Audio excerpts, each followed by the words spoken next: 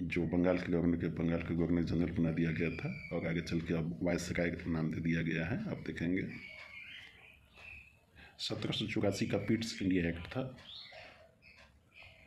Company के राजनीतिक और वाणिज्यिक हक को यहाँ अलग कर दिया गया था। नियंत्रण बोर्ड और बोर्ड ऑफ कंट्रोल था, और एक निदेशक मंडल बनाया गया था। आगे चल के नियंत्रण बोर्ड की जगह पे आप देखेंगे आज के वीडियो में कि उसे राज सचिव एक पद निर्माण किया गया है। और भी ऐसे विषय नियंत्रक बोर्ड जो देखता था वो राज सचिव देखेंगे। ठीक है, 1833 का चार्टर अधिनियम था, 1853 का चार्टर अधिनियम था। नोट में हमने यहाँ देखा था। हाय गाइज, हेलो दोस्तों, वेलकम टू के सेल्फ स्टडीज। दोस्तों, और आप जानते हैं कि 1857 के सिपाही विद्रोह, जैसा कि आप जानते हैं दोस्तों कि 1857 के सिपाही विद्रोह की शुरुआत मंगल पांडे, जो बैरकपुर छावनी से बिलोंग करते थे, उन्होंने शुरुआत की थी। और उस समय हमारा लॉर्ड चार्ल्स कैनिंग जो थे वो गवर्नर जनरल थे। चलिए आगे शुरुआत करते हैं। यहाँ पे 1858 से 1947 तक में पहला है 1857 का शासन अधिनियम। ठीक है, आइए इसे देखते हैं। अधिनियम से भारत का इस अधिनियम से भारत का शासन ईस्ट इंडिया कंपनी से छीनकर सीधे महारानी विक्टोरिया के अधीन चला गया। भारत में ब्रिटिश ताज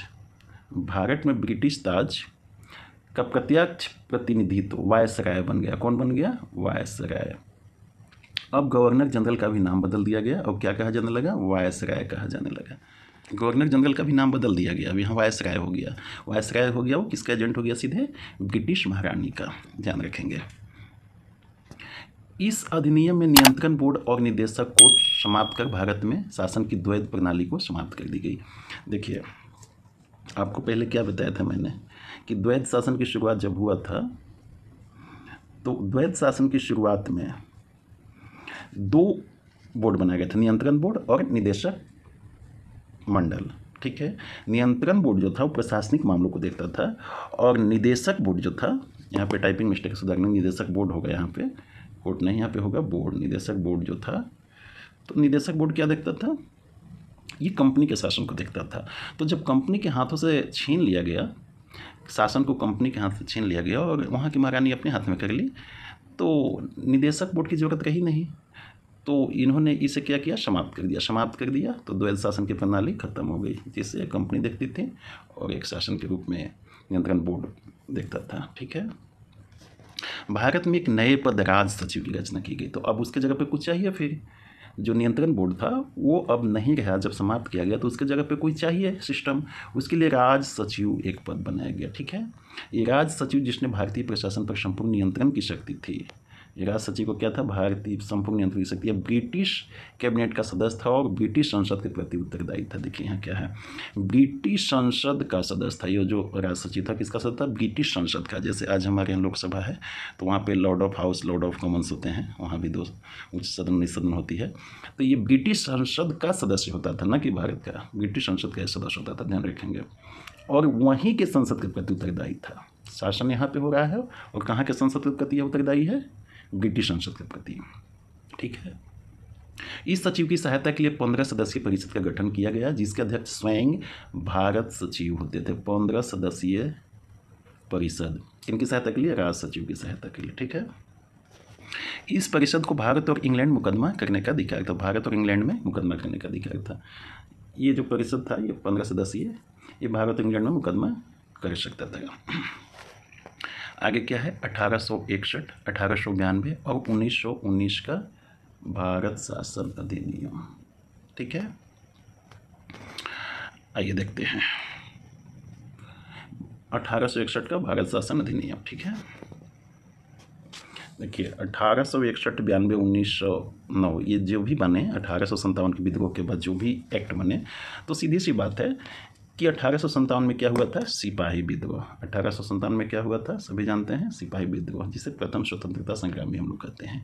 जब ये घटना घटी और वहाँ के क्राउन ने शासन को अपने हाथों में लिया, तो उन्होंने अनुभव किया कि भारत की शासन व्यवस्था को चलाए रखने के लिए भारतीयों का सहयोग लेना अति आवश्यक है। ठीक है, भारतीयों का सहयोग लेने के लिए उन्होंने जरूरी समझा, इसीलिए पारित किए गए ये 3 नियम अधिकतर इसमें आप देखेंगे कि भारतीयों का सहयोग इसमें लिया गया है। आगे आप देखेंगे तो चलिए आइए देखते हैं। इसके द्वारा कानून बनाने की प्रक्रिया या विधायिका, जैसे कानून बनाने की जो प्रक्रिया हुई इसके द्वारा, जिसे विधायिका कहते हैं। कानून कहाँ बनता है? विधायिका में, जहाँ की विधायिका किससे? लोकसभा, और राज्य स्तर पर क्या होता है? विधानसभा, उसे विधायिका कहते हैं। भारतीय प्रतिनिधियों को शामिल करने की शुरुआत हुई।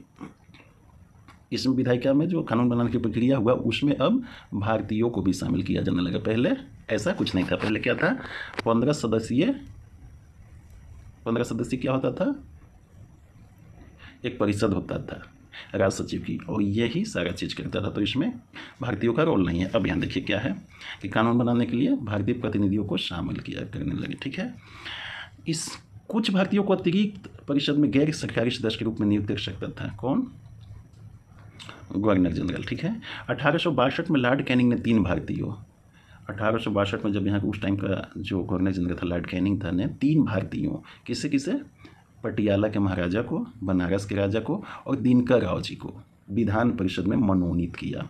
ठीक है, मनोनीत उसे कहते हैं जो वोट से जीत कर कुछ में नहीं आते हैं, उसे नामांकित किया जाता है। आज भी हमारे यहाँ राज्यसभा में जैसे राष्ट्रपति जी 12 लोगों को मनोनीत करते हैं। ठीक है, और निर्वाचित उसे कहते हैं, आप बेसिक समझ लें, निर्वाचित उसे कहते हैं जो वोट के माध्यम से किसी सदन में आते हैं। ठीक है, आगे देखिए। इस अधिनियम ने मद्रास मुंबई प्रेसिडेंसी को विधायिका का अधिकार देते हुए, देखिए जब 1800 पीछे हमने क्या देखा था कि मद्रास और मुंबई के अधिकार को छीन लिया गया था। क्या बनाया गया था? गवर्नर जनरल जब बनाया गया था गवर्नर को, उस टाइम में क्या किया गया था? मद्रास और मुंबई के अधिकार को छीन लिया गया था। कौन बनाते थे? गवर्नर जनरल जो हुए वही फिर कानून बनाते थे। अब फिर यहाँ मद्रास और मुंबई के विधायिका को अधिकार देते हुए विकेंद्रीकरण की प्रक्रिया की दोबारा शुरुआत। विकेंद्रीकरण की प्रक्रिया। ठीक है, विकेंद्रीकरण का अर्थ होता है शक्तियों को तोड़ना, बांटना। जैसे केंद्र एक हुआ, राज्य सरकार राज है, उससे नीचे और विकेंद्रीकरण आएंगे तो आज देखेंगे क्या है हमारे यहाँ त्रिस्तरीय पंचायत, जिसमें मुखिया वगैरह का चुनाव होता है। तो इस शक्ति का विकेंद्रीकरण किया गया छोटे छोटे पार्ट में। तो उस टाइम में फिर जो केंद्रीकरण कर दिया गया था उसे विकेंद्रीकृत कर फिर मद्रास मुंबई के अधिकार को लौटा दिया गया विकेंद्रीकरण के तहत। इसने वायसराय को बिना काउंसिल की संस्तुति के अध्यादेश जारी करने के लिए अधिकृत किया गया। इस अध्यादेश की अवधि मात्र 6 माह होती थी। देखिए अध्यादेश मतलब क्या होता है? आज भी हमारे राष्ट्रपति जी जब लोकसभा में, राज्यसभा में नहीं होते हैं, चलते नहीं हैं, जब संसद का सदन नहीं चलता है लोकसभा राज्यसभा का, और कोई ज़रूरी कानून बनाने होते हैं, कोई ज़रूरी कानून होते हैं जो बहुत ही ज़रूरी है, तो उसके लिए हमारे राष्ट्रपति महोदय जी क्या करते हैं? अध्यादेश जारी आज भी करते हैं। वैसे ही अध्यादेश जारी करने का वायसराय को काउंसिल के संस्तुति के, बिना काउंसिल के संस्तुति के, ये जो काउंसिल था, ये बनाया गया था काउंसिल, उसके बिना संस्तुति यानी कि बिना उससे कुछ कहे ही, जब तक संस्तुति कुछ अपना अध्यादेश जारी करने के लिए डिमांड न करे, फिर भी वायसराय को अध्यादेश जारी करने के लिए अधिकृत किया गया, तब भी वो अध्यादेश जारी कर सकते थे। ठीक है, इस अध्यादेश की अवधि मात्र 6 माह थी। आज भी अध्यादेश की अवधि 6 माह ही होती है ऐसे, फिर उसे सदन द्वारा पारित कराना होता है। अब आगे देखिए 1892 के अधिनियम की विशेषताएं। ठीक है, इसके माध्यम से केंद्रीय और प्रांतीय विधान परिषदों में अतिरिक्त कैसा गैर सरकारी सदस्यों की संख्या में बढ़ाई गई, वृद्धि की गई। ठीक है, हालांकि बहुमत से सरकारी सदस्य ही रहते थे। ठीक है, विधान परिषद के कार्यों में वृद्धि कर उन्हें बजट पर बहस करने और कार्यपालिका के प्रश्नों का उत्तर देने के लिए अधिकृत किया गया। जो विधान परिषद के कार्य था उसमें वृद्धि कर दिया गया। क्या किया गया? बजट पर बहस करने की और कार्यपालिका के प्रश्नों का उत्तर देने के लिए अधिकृत किया गया। ठीक है, कार्यपालिका का अर्थ होता है, विधायिका उसे कहते हैं जो कानून बनाती है, कार्यपालिका उसे कहते हैं जो कानूनों को, बने हुए कानूनों को लागू करती है, इम्प्लीमेंट करती है। ठीक है, इसमें मंत्री वगैरह आते हैं या बहुत सारी मशीनरी है गवर्नमेंट की जिसके माध्यम से सरकार चल रही है। इस अधिनियम में केंद्रीय और प्रांतीय विधान परिषद दोनों में गैर सरकारी सदस्यों की नियुक्ति के लिए एक सीमित और परोक्ष रूप से चुनाव का प्रावधान किया गया। परोक्ष रूप से, प्रत्यक्ष नहीं, परोक्ष मतलब इनडायरेक्ट होता है। ठीक है, हालांकि चुनाव शब्द का प्रयोग अधिनियम में नहीं हुआ था, ये अलग अलग यहाँ पे आप देख लेंगे, एक ही में हो गया है, में नहीं हुआ था। इससे निश्चित निकायों की सिफारिश पर की जाने वाले नामांकन की प्रक्रिया कहा गया। ठीक है, फिर भी यहाँ चुनाव का प्रावधान हुआ कम से कम। आगे देखिए 1909 के अधिनियम की विशेषताएं। इसे मार्ले मिंटो सुधार भी कहा जाता है। ठीक है, मार्ले मिंटो सुधार। अब ये मार्ले कौन थे? मार्ले उस समय में भारत के राज सचिव होते थे। राज सचिव जो थे उनका नाम था मार्ले, और मिंटो उस समय के वायसराय थे। ठीक है, मिंटो कौन थे? वायसराय, भारत के उस टाइम में जब ये कानून बना था। ठीक है, इसने केंद्रीय और प्रांतीय विधान परिषदों के आकार में काफ़ी वृद्धि की। केंद्रीय परिषद में इनकी संख्या 16 से बढ़कर 60 हो गई। प्रांतीय विधान परिषद में कुल संख्या एक समान नहीं थी, 16 से बढ़ाकर 60 कर दी गई। लेकिन प्रांतीय विधान परिषद में सब में अलग अलग थी, इसलिए ये नहीं मेंशन है कितने किए गए, लेकिन विधि किए गए, सब में अलग अलग थे प्रांतीय विधान परिषद में। इसमें केंद्रीय परिषद में सरकारी बहुमत को बनाए रखे, लेकिन प्रांतीय परिषद में गैर सरकारी सदस्यों की बहुमत की अनुमति थी। ठीक है, प्रांतीय जो परिषद था उसमें सरकारी बहुमत बना रहा अभी भी। यहाँ भी गैर सरकारी में प्रांतीय जो गैर सरकारी सदस्य की बहुमत की जो अनुमति कहाँ थी? प्रांतीय परिषद में थी। ठीक है, केंद्रीय में नहीं। इसमें दोनों अर्थात केंद्रीय और प्रांतीय विधान परिषद में चर्चा के कार्यों का दायरा बढ़ाया। उदाहरण के तौर पर अनुपूरक प्रश्न, बजट पर संकल्प रखना। ठीक है, मतलब जब भी ये सदन में चर्चा होती थी पहले, तो इसके दायरे को बढ़ा दिया गया कि अब क्या क्या, तो आप उसमें क्या है कि अनुपूरक प्रश्न भी आप पूछ सकते हैं। अनुपूरक प्रश्न उसे कहते हैं कि जब कोई तारांकित प्रश्न, तारांकित का मतलब पहले से जो आज भी तारांकित प्रश्न के लिए 15 दिन पहले सूचना दिया जाता है संसद को, कि संसद महोदय के जो अध्यक्ष होते हैं उन्हें कि ये क्वेश्चन हम पूछने वाले हैं। तो उस प्रश्न का जब जवाब देते हैं कोई मंत्री, जिस मंत्रालय से संबंधित यह क्वेश्चन पूछते हैं सदस्य, उस क्वेश्चन का जब आंसर देते हैं तो फिर उस आंसर के बीच में कोई बात समझ नहीं आई, नहीं स्पष्ट हो पाता है, तो स्पष्टीकरण के लिए उसी टाइम में वहाँ पे फिर से सदस्य उठकर कोई प्रश्न पूछते हैं। उसे क्या कहते हैं? अनुपूरक प्रश्न। ठीक है, वहीं पे तो इसका अनुपूरक प्रश्न का जवाब मौखिक उसी टाइम दे दिया जाता है स्पष्टीकरण के लिए कि हाँ आप, मेरा कहने का मतलब ये था। तो यही होता है अनुपूरक प्रश्न। तो इसे भी पूछने की अनुमति दे दी गई, जबकि पहले ऐसा नहीं था। आप एक बार प्रश्न पूछ लिए अपने, उसका जवाब मिल जाएगा, आप स्पष्टीकरण मतलब आप उस जवाब से संतुष्ट हुए या ना हुए, बस आपको जवाब मिल गया। अब यहाँ पे क्या थोड़ा सा वृद्धि किया गया कि अनुपूरक प्रश्न पूछने का आपको मौका मिला। ठीक है, इस अधिनियम ने पृथक निर्वाचन के आधार पर मुस्लिमों के लिए सांप्रदायिक प्रतिनिधित्व प्रदान किया। इसके अंतर्गत मुस्लिम सदस्यों का चुनाव मुस्लिम मतदाता ही कर सकते थे। इस प्रकार इस अधिनियम ने सांप्रदायिकता को क्या दिया? वैधानिक मान्यता दे दी इसने। ठीक है, सांप्रदायिकता को बढ़ावा दे दिया गया। इसका अर्थ ये हुआ कि अब मुस्लिम मतदाता जो थे, तो वहाँ जब भी कोई खड़ा होते चुनाव के लिए, तो कोई मुस्लिम व्यक्ति ही वहाँ खड़ा होता जिसे मुस्लिम मतदाता वोट दे सकते थे। ठीक है, तो इससे सांप्रदायिकता को बढ़ावा मिला। भारत शासन अधिनियम 1919। देखिए अब ये क्या था, इसे मोंटेगू चेम्सफोर्ड सुधार भी कहा जाता है। मोंटेगू चेम्सफोर्ड सुधार, एक क्या था 1909 में? मार्ले मिंटो, यहाँ क्या है? मोंटेगू चेम्सफोर्ड सुधार। ठीक है, तो यहाँ भी वही है, एक सचिव हैं भारत के और एक वायसराय उस टाइम के हैं, इन्हीं दोनों के नाम पर मोंटेगू चेम्सफोर्ड सुधार नाम भी दिया गया है। इसमें क्या देखिए, केंद्रीय और प्रांतीय विषयों की सूची की पहचान कर उन्हें पृथक कर केंद्रीय नियंत्रण कम कर दिया गया। केंद्रीय नियंत्रण को क्या किया गया? कम कर दिया गया। ठीक है, कैसे कि प्रांतीय विषय को और केंद्रीय विषय को पहचाना गया, उससे अलग अलग किया गया, दो विषय में बांट दिए गए। और फिर जो प्रांतीय विषय था उस पर विधान बनाने का अधिकार किसे दे दिया गया? विधान परिषदों को। ठीक है, और प्रांतीय विधान परिषदों को अपनी सूचियों के विषय पर विधान बनाने का अधिकार प्रदान किया। लेकिन सरकार का ढांचा केंद्रीय और एकात्मक ही बना रहा, अभी भी सरकार केंद्रीय ही है। ठीक है, दो भागों में विभक्त किया, हस्तांतरित और आरक्षित विषय को भी। यहाँ जो कानून बनाने के लिए जो विषय थे उसमें दो भाग में विभक्त किया गया। इससे भी क्या, एक था हस्तांतरित, एक था आरक्षित। ठीक है, हस्तांतरित विषयों पर गवर्नर का शासन था और इस कार्य में उन मंत्रियों की सहायता लेता था जो विधान परिषद के प्रति उत्तरदायी थे। हस्तांतरित विषय पे जो गवर्नर कानून बनाता था सहयोग लेकर, तो ऐसे मंत्रियों की सहायता लेता था जो किसके प्रति उत्तरदायी थे, विधान परिषद के प्रति। और आरक्षित विषयों पर गवर्नर कार्यपालिका की सहायता से शासन करता था। कार्यपालिका, विधायिका नहीं, कार्यपालिका। कार्यपालिका किसे कहते हैं, जो कानून को लागू करने वाली मशीनरी होती है, जैसे इसमें मंत्री, मंत्रालय, सचिव सब आते हैं, उसकी सहायता से शासन करता था। इस अधिनियम ने पहली बार देश में द्विसदनीय व्यवस्था और प्रत्यक्ष निर्वाचन की व्यवस्था प्रारंभ की। द्विसदन व्यवस्था, आज भी द्विसदन व्यवस्था हमारे यहाँ लोकसभा, राज्यसभा। तो ये इसी अधिनियम ने देश में पहली बार द्विसदनीय व्यवस्था और प्रत्यक्ष निर्वाचन, प्रत्यक्ष मतलब डायरेक्ट निर्वाचन, पहले अप्रत्यक्ष होता था, की व्यवस्था प्रारंभ की। इस प्रकार भारतीय विधान परिषद के स्थान पर द्विसदनीय व्यवस्था यानी राज्यसभा और लोकसभा का गठन किया गया। दोनों सदनों के बहुसंख्यक सदस्य को प्रत्यक्ष निर्वाचन के माध्यम से निर्वाचित किया जाता था। ठीक है, चौथा पॉइंट देखिए, इसके अनुसार वायसराय की कार्यकारी परिषद के 6 सदस्यों में से कमांडर इन चीफ को छोड़कर 3 सदस्यों का भारतीय होना आवश्यक था। देखिए अभी भी कमांडर इन चीफ का पद जो है वो भारतीयों के लिए नहीं रखा गया है यहाँ पे, इन्हें छोड़कर 3 सदस्यों का भारतीय होना आवश्यक था। वायसराय की कार्यकारी परिषद में 6 सदस्यों में से कमांडर इन चीफ को ये हमेशा रिजर्व करता था ब्रिटिश लोगों के लिए, और बाकी 6 में से 3 भारतीय को होना आवश्यक कर दिया गया।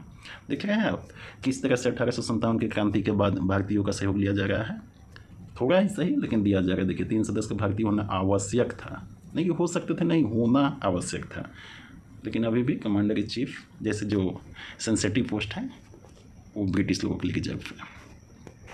इसने सांप्रदायिक आधार पर सिखों, भारतीय ईसाइयों, आंग्ल भारतीय और यूरोपियन के लिए भी पृथक निर्वाचन सिद्धांत को विस्तारित किया। लेकिन देखिए यहाँ पर इन्होंने क्या किया, फुट डालने के लिए देखिए पृथक निर्वाचन के सिद्धांत को विस्तारित कर दिया। कहाँ तक, ईसाई, भारतीय, यूरोपियन के लिए भी सबके अलग अलग सिद्धांत सांप्रदायिक विस्तार कर दिया। ठीक है, इस कानून ने संपत्ति कर या शिक्षा के आधार पर सीमित संख्या में लोगों को मताधिकार प्रदान किया। देखिए यहाँ पर लोगों को मताधिकार का अधिकार मिला यहीं पे आके, लेकिन अभी भी मताधिकार अभी जैसे नहीं है कि सभी लोग 18 वर्ष के हो गए तो आप वोटर लिस्ट में नाम जुड़वाइए और मतदान कीजिए। यहाँ पे कुछ रिस्ट्रिक्शन था, या तो आप कर देते हो संपत्ति, या आप उस लायक शिक्षा हो, जो शिक्षा की क्राइटेरिया रखा गया था कि शिक्षित व्यक्ति ही कर सकते हैं। आज तो कोई भी कर सकता है, 18 वर्ष हो गया और अपना नाम निर्वाचन सूची में जुड़वाने के बाद आप मतदान कर सकते हैं।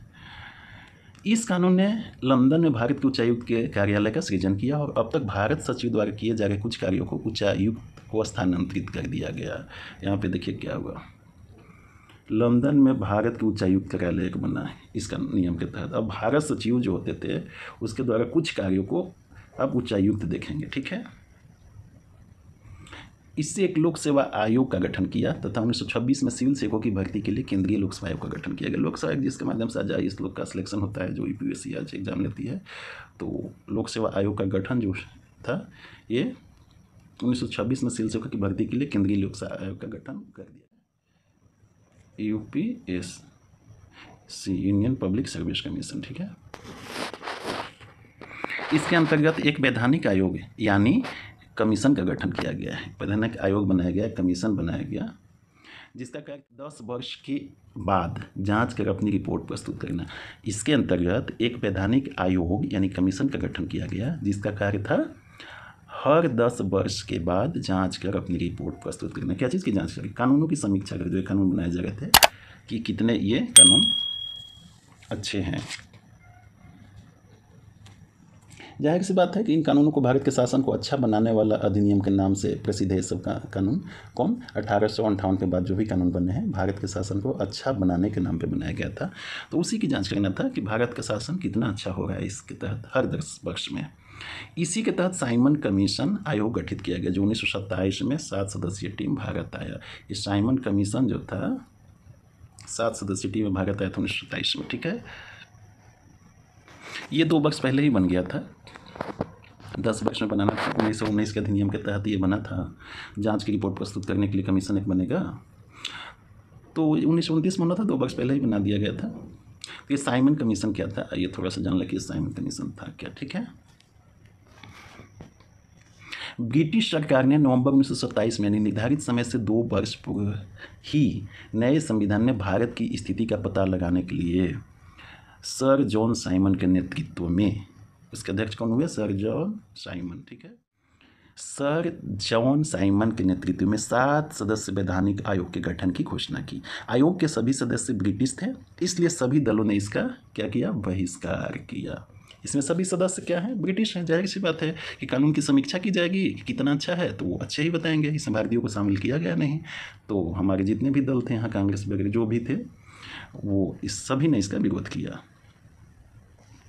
1930 में कमीशन ने अपनी रिपोर्ट पेश की तथा द्वैध शासन प्रणाली, ब्रिटिश राज्यों में सरकारों का विस्तार, ब्रिटिश भारत के संघ की स्थापना एवं सांप्रदायिक निर्वाचन व्यवस्था को जारी रखने की सिफारिश की। देखिए यहाँ वही बात हुआ, सांप्रदायिक निर्वाचन व्यवस्था, ये सब चीज़ें सही हैं, द्वैध शासन ये सब सही हैं, ये सिद्ध कर रहा है। आयोग के प्रस्ताव पर विचार करने के लिए ब्रिटिश सरकार, ब्रिटिश भारत और भारतीय रियासतों के प्रतिनिधियों के साथ 3 गोलमेज सम्मेलन भी किए गए। अब देखिए ये गोलमेज सम्मेलन, आप जानते हैं कि 3 गोलमेज सम्मेलन किया गया था। गोलमेज सम्मेलन का मतलब है कि लंदन में जहाँ सम्मेलन किया जाता था वहाँ गोल टेबल के चारों तरफ लोग बैठते थे गोलाई में। उससे ये संदेश उन्होंने दिया कि हम कोई ना इस लाइन में आगे है ना पीछे हैं, सभी बराबर की स्थिति में बैठ के बात कर रहे हैं, इसलिए गोलमेज सम्मेलन कहा गया उसे। तो इसी पर चर्चा करने के लिए 3 गोलमेज सम्मेलन आयोजित किया गया था। और इस गोलमेज सम्मेलन में जो भी चर्चा हो उसके आधार पर एक श्वेत पत्र भी तैयार किया गया था। ठीक है, और इस श्वेत पत्र में जो भी बातें थी उसमें से कई बातों को 1935 का जब अधिनियम बनाया गया, भारत परिषद अधिनियम 1935, उसमें इन श्वेत पत्रों में से बहुत सी बातों को उठाया गया है। ठीक है, सांप्रदायिक अवार्ड क्या होता है जान लीजिए। देखिए, ब्रिटिश प्रधानमंत्री रामजी मैकडोनाल्ड ने अगस्त 1932 में अल्पसंख्यकों के प्रतिनिधित्व पर यह घोषणा की, यह कहते हुए योजना की घोषणा की, यहाँ पे टाइपिंग मिस्टेक है सुधार लेंगे, यह कहते हुए योजना की घोषणा की, इसे सांप्रदायिक अवार्ड के नाम से जाना जाता है। अवार्ड ने, थोड़ा टाइपिंग मिस्टेक है सुधार लेंगे, अवार्ड ने न सिर्फ मुस्लिम, सिख, ईसाई, आंग्ल भारतीयों के लिए अलग निर्वाचन व्यवस्था का विस्तार किया, बल्कि इसमें दलितों के लिए भी विस्तारित कर दिया गया। देखिए अब दलित को भी सेपरेट अपने सदस्यों को चुनने का मताधिकार दिया जाएगा। मतलब दलित का जो निर्वाचन होगा वो दलित लोग ही करेंगे, दलित सदस्यों के लिए अलग निर्वाचन व्यवस्था किया गया। ठीक है, अलग निर्वाचन व्यवस्था से गांधी जी बहुत व्यवस्थित हुए, क्योंकि गांधी जी ने समझ गया कि यह फूट डाल दिया गया। अब जो हमारे यहाँ के दलित हुए वो अब अपना सदस्य खुद चुनेंगे, अब फूट डाल दिया गया। तो इससे गांधी जी व्यथित हुए और उन्होंने अवार्ड में संशोधन के लिए पुणे की वर्धा जेल में ही अनशन प्रारंभ कर दिया। उस समय गांधी जी वर्धा जेल में थे, तो वहीं उन्होंने अनशन प्रारंभ कर दिया। अंततः कांग्रेस नेता और दलितों के बीच एक समझौता हुआ। दलित नेता जो थे तो ये जो अलग निर्वाचन व्यवस्था किया गया था उसके लिए एग्री हो गए थे, क्योंकि उन्हें लग रहा था कि इससे हम अपने लोगों को चुन सकेंगे, जिससे हमारा विकास होगा।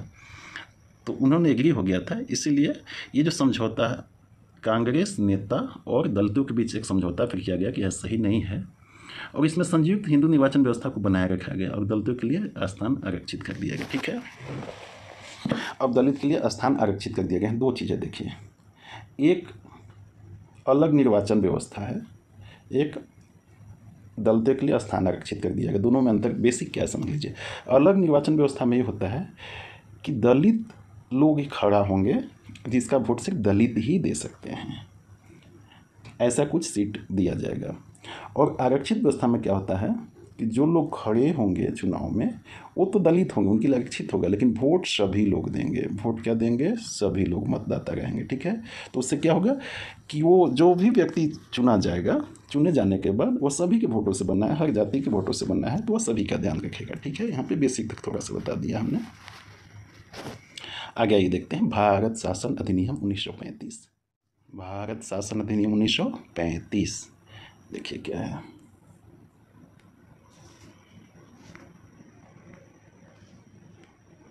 भारत शासन अधिनियम 1935। ठीक है, आज सभी जानते हैं कि हमारे संविधान में भारत शासन अधिनियम 1935 से बहुत कुछ लिया गया है। यह अधिनियम भारत में पूर्ण उत्तरदायी सरकार के गठन में एक मील का पत्थर साबित हुआ। यह एक लंबा और विस्तृत दस्तावेज था जिसमें 321 धाराएं और 10 अनुसूचियाँ थी। आज का भारतीय संविधान में 1935 के अधिनियम से बहुत कुछ लिया गया। ठीक है दोस्तों, मैं ये पॉलिटी जो पढ़ा रहा हूँ, लेकिन चूँकि यह जो टॉपिक मैंने सिलेक्ट किया है ऐतिहासिक पृष्ठभूमि है। हमारे संविधान का जो पृष्ठभूमि क्या था, जो बना है उसका कैसे कैसे यहाँ पहुँचा है, क्या पृष्ठभूमि रहा है।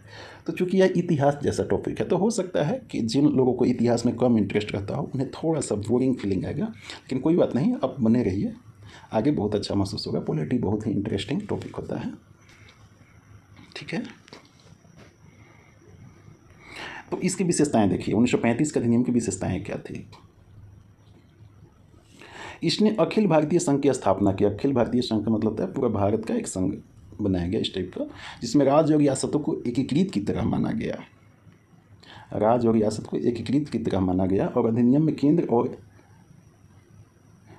राज्यों के बीच 3 सूचियाँ, यहाँ पे ये थोड़ा टाइपिंग मिस्टेक है, केंद्र और राज्यों के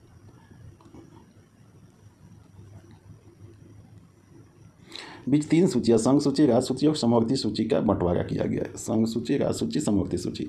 आज भी हमारे यहाँ संघ सूची, राज्य सूची, समवर्ती सूची हैं, वैसे ही बंटवारा किया है। संघ सूची का मतलब होता है उस पर सिर्फ संघ, मतलब कि केंद्र सरकार कानून बना सकती है। राज्य सूची का मतलब कि राज्य का जो विधान परिषद, विधानसभा है, या कई राज्यों में 2 सदनीय व्यवस्था है, विधानसभा, विधान परिषद, तो वो दोनों मिलकर ही राज्य सूची पे बना सकते हैं। और समवर्ती सूची का मतलब इस पे कानून, जो भी सूची में शामिल होगा उस पर कानून क्या है, राज्य सरकार भी बना सकती है और केंद्र सरकार भी बना सकती है। जैसे शिक्षा क्या है, समवर्ती सूची का विषय है। इसमें हमारा राज्य सरकार भी अपना कानून बनाती है और केंद्र भी बनाती है, ठीक है। अवशिष्ट शक्तियाँ वायसराय को दे देगी। अवशिष्ट शक्तियाँ का मतलब होता है कि संघ सूची, राज्य सूची और समवर्ती सूची में जो विषय शामिल न किए गए हों, जो भी बच गया हो, आगे चल के नया कोई भी टॉपिक आएगा जिसे इन तीनों में शामिल नहीं किया गया है, उसे अवशिष्ट शक्तियाँ कहा जाएगा। तो वो किसके पास था, वायसराय के पास। वायसराय कौन था, अंततः ब्रिटिश महारानी का ये मुख्य एजेंट था, जिसके माध्यम से महारानी वहाँ की शासन करती थी। संघीय व्यवस्था का अस्तित्व में, यह संघीय व्यवस्था कभी भी अस्तित्व में नहीं आई, क्योंकि देशी रियासत ने इसमें शामिल होने से इनकार कर दिया, ठीक है। इसने प्रांतों में द्वैध शासन व्यवस्था समाप्त कर दिया और प्रांतीय स्वायत्तता शुभारंभ किया। इसने राज्यों में उत्तरदायी सरकार की स्थापना की। इसने केंद्र में द्वैध शासन प्रणाली शुभारंभ किया। परिणाम था संघीय व्यवस्थाओं को स्थानांतरित और आरक्षित विषय में विभक्त करना। हालांकि यह प्रावधान कभी लागू नहीं हो सका, ठीक है। तीसरा, इसने 11 राज्यों में से 6 में द्विसदनीय व्यवस्था प्रारंभ किया। 11 राज्यों में से 6 में क्या द्विसदनीय व्यवस्था था, ठीक है। जैसे आज भी बिहार हो गया, पश्चिम बंगाल हो गया, उत्तर प्रदेश हो गया, ऐसे हैं राज्य जिसमें आज भी द्विसदनीय व्यवस्था है। एक क्या है, विधानसभा, एक विधान परिषद। विधानसभा का हम लोग प्रत्यक्ष चुनाव करते हैं और विधान परिषद का अप्रत्यक्ष चुनाव होता है। तो इसने 11 राज्यों में से 6 में द्विसदनीय व्यवस्था प्रारंभ किया। इस प्रकार, यहाँ पर टाइपिंग इस प्रकार नहीं, इस प्रकार बंगाल, मुंबई, मद्रास, बिहार, संयुक्त प्रांत और असम में द्विसदनीय विधान परिषद और विधानसभा बनाई गई। हालांकि इन पर कई प्रतिबंध थे। इसने दलित जातियों, महिला और मजदूर वर्ग के लिए अलग से निर्वाचन की व्यवस्था प्रारंभ की। सांप्रदायिक प्रतिनिधि व्यवस्था का विस्तार किया। देखिए अब यहाँ क्या है, इसने दलित जातियों, महिला और मजदूर वर्ग ये सब के लिए भी अलग से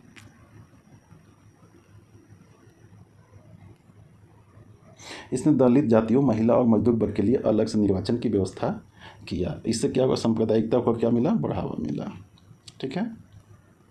इसने मताधिकार का विस्तार किया। लगभग 10% जनसंख्या को मताधिकार का अधिकार मिल गया। पहले बहुत कम लोगों का था, टैक्स के आधार पे या उस शिक्षा का कुछ रिस्ट्रिक्शन था कि शिक्षित व्यक्ति कर सकते हैं। अब 10% जनसंख्या को मताधिकार का अधिकार मिल गया इस कानून के तहत। अभी भी देखिए कितना सीमित मताधिकार है। आज तो 18 वर्ष से जितने ऊपर लोग हैं और निर्वाचन सूची में नाम उनका जुड़ गया, वो वोट दे सकते हैं, कोई रिस्ट्रिक्शन नहीं। छठा क्या है, इसके अंतर्गत देश की मुद्रा और शाख पर नियंत्रण के लिए भारतीय रिजर्व बैंक की स्थापना की गई, जो आज का RBI है। देखिए RBI हम सभी जानते हैं कि बैंकों का बैंक होता है, यानी बैंकों का भी खाता होता है किसी बैंक में, जिसे RBI कहते हैं।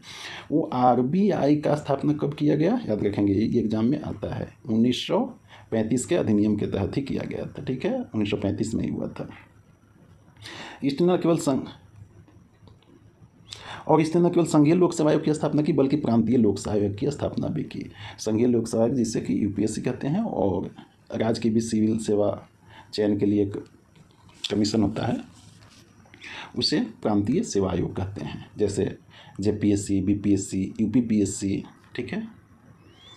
इसके तहत 1937 में संघीय न्यायालय की स्थापना हुई। देखिए यहाँ पे संघीय न्यायालय, उच्च न्यायालय कलकत्ता में बना था और यहाँ पे संघीय न्यायालय अब स्थापना किया गया, ठीक है, उच्चतम न्यायालय। भारतीय स्वतंत्रता अधिनियम 1947। अब देखिए, इतना होने के बाद हमारा देश आज़ादी के लिए भी एक एक्ट बना था, ठीक है। एक्ट बनाकर ही हमारे देश को आज़ादी दी गई थी। वो आज़ादी देने के लिए जो एक्ट बना था उसे कहते हैं भारतीय स्वतंत्रता अधिनियम 1947। इसमें क्या था, 20 फरवरी 1947 को ब्रिटिश प्रधानमंत्री क्लीमेंट एटली ने घोषणा की कि 30 जून 1947 को भारत में ब्रिटिश शासन समाप्त हो जाएगी और सत्ता उत्तरदायी भारतीय हाथों में सौंप दी जाएगी।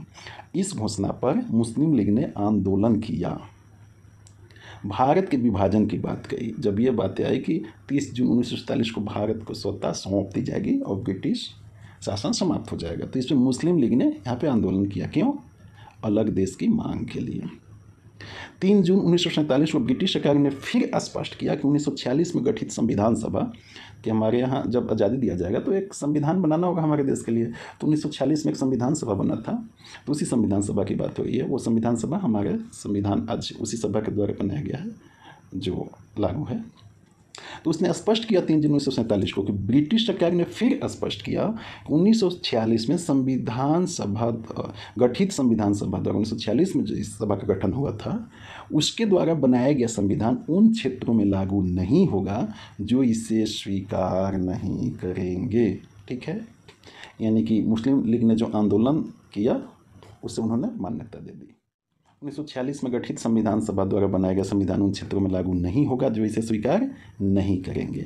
उसी दिन 3 जून 1947 को वायसराय लॉर्ड माउंटबेटन ने, उस समय वायसराय कौन था, लॉर्ड माउंटबेटन ने विभाजन की योजना पेश की जिसे माउंटबेटन योजना कहा जाता है। माउंटबेटन योजना क्या था? भारत का विभाजन से संबंधित योजना। इस योजना को कांग्रेस और मुस्लिम लीग ने स्वीकार कर लिया। इस प्रकार भारतीय स्वतंत्रता अधिनियम 1947 बनाकर उसे लागू कर दिया गया, ठीक है। अब आइए देखते हैं इसकी विशेषताएं क्या थी इस अधिनियम की। इसने भारत में ब्रिटिश राज समाप्त कर 15 अगस्त 1947 को इसे स्वतंत्र और संप्रभु राष्ट्र घोषित किया, ठीक है। स्वतंत्र और संप्रभु, संप्रभु का अर्थ होता है जो स्वयं अपना किसी राष्ट्र का उस पर कोई दबाव ना हो, अपना निर्णय स्वयं कर सके। इसने भारत का विभाजन कर 2 स्वतंत्र डोमिनियन संप्रभु राष्ट्र भारत और पाकिस्तान, वो दो कौन सा, भारत और पाकिस्तान का सृजन किया। इन्हें ब्रिटिश राष्ट्रमंडल से अलग होने की स्वतंत्रता थी। राष्ट्रमंडल उसे कहा जाता है जो कभी ना कभी, राष्ट्रमंडल क्या है? राष्ट्रमंडल 56 देश का आज भी एक राजनीतिक संघ है। ये सभी देश क्या हैं? कभी ना कभी ब्रिटिश से जुड़े हुए रहे हो, ब्रिटिश से गुलाम रहे हो, ब्रिटिश से किसी तरह का संबंध रहा हो, वही देश राष्ट्रमंडल में आते हैं। तो इन्हें राष्ट्रमंडल से भी अलग होने की स्वतंत्रता दिया गया। किस अधिनियम के तहत? 1947 के भारत स्वतंत्रता अधिनियम के तहत। इसने वायसराय का पद समाप्त कर दिया। देखिए वायसराय कौन था? ब्रिटिश महारानी का ये एजेंट था। कहिए गवर्नर जनरल को जब 1858 में ब्रिटिश महारानी ने भारत के शासन को अपने हाथ में लिया तो उस टाइम में गवर्नर जनरल का पद नाम बदलकर वायसराय कर दिया था और इसी वायसराय के माध्यम से ब्रिटिश क्राउन शासन करती थी। और अब जब शासन भारतीयों के हाथ में सौंपा गया तो इस वायसराय पद को क्या कर दिया गया? वायसराय पद को समाप्त कर दिया गया। अब क्या है? वायसराय पद को समाप्त कर दिया। अब उसके स्थान पर 2 डोमिनियन राज्यों में गवर्नर जनरल पद का सृजन किया गया। दोनों राज्य में अलग अलग अब फिर से क्या होंगे? Governor general. जैसे पहले गवर्नर जनरल थे सेम वही फिर गवर्नर जनरल का सृजन किया गया, जिसकी नियुक्ति नए राष्ट्र की कैबिनेट की सिफारिश पर, नया राष्ट्र की जो कैबिनेट होगी, कैबिनेट मतलब कि यहाँ की जो भी मंत्रिमंडल होगा, जो भी मंत्री होंगे, उसके सिफारिश पर ब्रिटेन के ताज को करनी थी। अब जब नया मंत्रिमंडल जो बनाया जाएगा भारत में भी ब्रिटेन के ताज ही करेगी, लेकिन इनके सिफारिश पर करेगी। इस पर ब्रिटेन सरकार का कोई नियंत्रण नहीं होना था और ये जो गवर्नर जनरल है इस पर ब्रिटिश सरकार का कोई नियंत्रण नहीं था, ये स्वतंत्र काम करेगा। अब जो है गवर्नर जनरल अब क्या है? गवर्नर जनरल अपना काम स्वतंत्र करेगा अब, ठीक है। इसने 2 डोमिनियन राज्य संविधान सभा को अपने देशों का संविधान बनाने, जो 2 डोमिनियन राज्य बनाए गए, राज्य का मतलब यहाँ देश से है, जो पाकिस्तान और भारत बनाए गए, तो अपने देशों का संविधान बनाने और उसके लिए किसी भी देश के संविधान को अपनाने की शक्ति देता है। मतलब आप अपना देश का संविधान आप खुद बनाइए, आपको जिस देश का संविधान अच्छा लगता हो या जिस देश के संविधान से कुछ तथ्य आपको लेना हो उसे लेने के स्वतंत्रता प्रदान किया। यह भी शक्ति थी कि वह किसी भी ब्रिटिश कानून पर समाप्त करने के लिए कानून बना सकती है। जो ब्रिटिश द्वारा कानून बनाए गए थे पहले, उस कानून को समाप्त करने के लिए भी कोई कानून बनाया जा सकता है। यहाँ तक इन्होंने इस एक्ट के तहत शक्ति प्रदान किया। यहाँ तक कि देखिए जो भारत स्वतंत्रता अधिनियम 1947 था उसे भी निरस्त करने का अधिकार दिया इस अधिनियम के तहत कि यहाँ की जो संविधान बनाएंगे, संविधान बनेंगे जो दो डोमिनियन स्टेटों के अपने अपने, उन्हें इतनी शक्ति है कि खुद इस भारत स्वतंत्रता अधिनियम 1947 को भी निरस्त कर सकते हैं वो चाहे तो। ठीक है, इस कानून ने ब्रिटेन में भारत सचिव का पद समाप्त कर दिया। अब ब्रिटेन में जो भारत सचिव एक बनाया गया था पद, उस पद को समाप्त कर दिया गया। इसकी सभी शक्तियाँ राष्ट्रमंडल मामलों के राज सचिव को स्थानांतरित कर दी। राष्ट्रमंडल मामलों मतलब जो 56 देश आज भी राष्ट्रमंडल में हैं, जो कभी न कभी ब्रिटिश क्या कहिए सीधा सीधी ब्रिटिश के गुलाम ही रहे थे, तो उन सभी को मिलाकर जो राष्ट्रमंडल बना है उसके राज सचिव को स्थानांतरित कर दी गई ये सभी शक्तियाँ। ठीक है, राष्ट्रमंडल में रहना ये स्वेच्छा है, ये कोई अधीनता नहीं है। इसने 15 अगस्त 1947 से भारतीय रियासतों पर ब्रिटिश संप्रभुता की समाप्ति की घोषणा की और इसके साथ ही आदिवासी क्षेत्र समझौता संबंधों पर ब्रिटिश हस्तक्षेप समाप्त हो गया। ठीक है, तो 15 अगस्त 1947 को हमारे देश को आज़ादी मिल गई। ठीक है, इसने भारतीय रियासतों को यह स्वतंत्रता दी कि वे चाहे तो भारत डोमिनियन पाकिस्तान डोमिनियन के साथ मिल सकती थी या स्वतंत्र कर सकती थी। देखिए, भारत में कुछ देसी रियासत थे, यहाँ के राजा का द्वारा रियासत, तो उनको स्वतंत्रता दी गई इस कानून के तहत कि आप चाहे तो भारत में रहिए या चाहे तो आप पाकिस्तान में रहिए या चाहे तो आप स्वतंत्र रहिए। ठीक है, इसने शाही उपाधि से भारत का सम्राट शब्द समाप्त कर दिया है। यहाँ पर टाइपिंग सही कर लेंगे। शाही उपाधि से भारत का सम्राट जो शब्द था उसे समाप्त कर दिया गया। 14-15 अगस्त 1947 की मध्य रात्रि को भारत में ब्रिटिश शासन का अंत हो गया और समस्त शक्तियां दो नए स्वतंत्र डोमिनियन भारत और पाकिस्तान को स्थानांतरित कर दी गई। लॉर्ड माउंटबेटन ने डोमिनियन भारत के प्रथम गवर्नर जनरल बने। अब पूछता है कि स्वतंत्र भारत के प्रथम गवर्नर जनरल कौन थे, क्वेश्चन आप याद रखेंगे कौन थे, लॉर्ड माउंटबेटन। ठीक है, जब वायसराय से नाम बदलकर फिर क्या कर दिया गया, गवर्नर जनरल।